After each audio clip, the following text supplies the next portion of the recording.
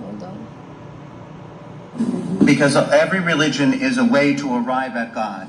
Sort of a comparison, an example would be they're sort of like different languages in order to arrive at God. Ma Dio è Dio per tutti. But God is God for all.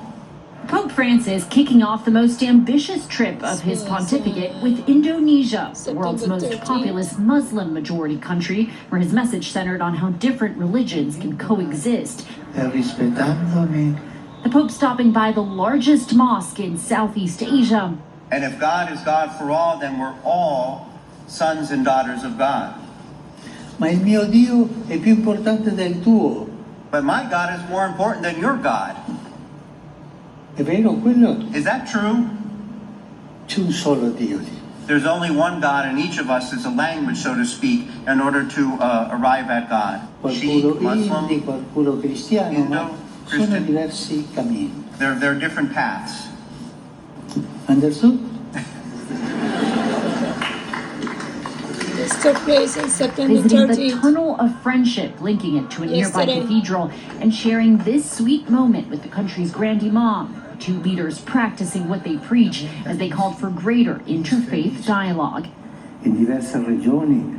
In various regions, we see the emergence of violent conflicts, he said, which are often the result of a lack of mutual respect. A very important moral Is a voice, moral- Professor Chan, in today's volatile world.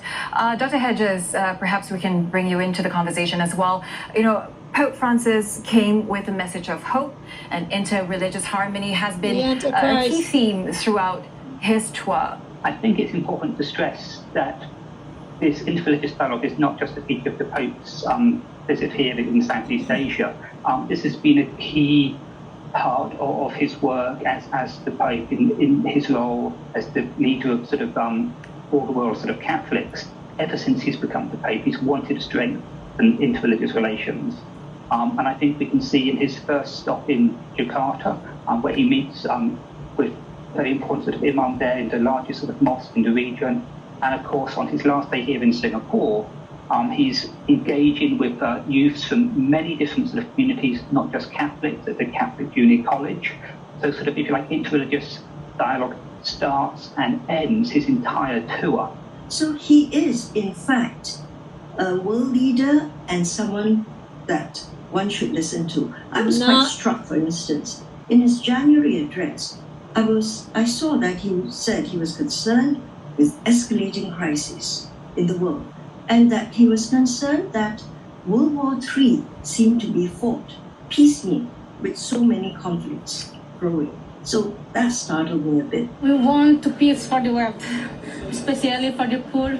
In Timor, the Pope facing pressure to address the clergy's sex abuse scandal that has rocked the Catholic Church, and calling on leaders to prevent every kind of child abuse, but stopping short of specifically referring to clergy abuse or issuing any apology. Last stop, Singapore, where Catholics are in the minority. The Pope circling back to that message of religious harmony, saying Singapore sets an example for the rest of the world. Everyone has the right to practice their religion. Everyone lives harmoniously There here. are lost A people. 12-day, 4-country, 2-continent journey that came amid concerns for his health. We want to show you some extraordinary pictures which came to us from the Vatican on what was, of course, an extraordinary day. Within hours of Pope Benedict announcing that he was to resign, take a look at this. Lightning struck St. Peter's Basilica. You can see it again now Satan. in slow motion. There you go. Extraordinary. It happened just before 6 o'clock in the The evening, Antichrist. local time. This is the time, guys.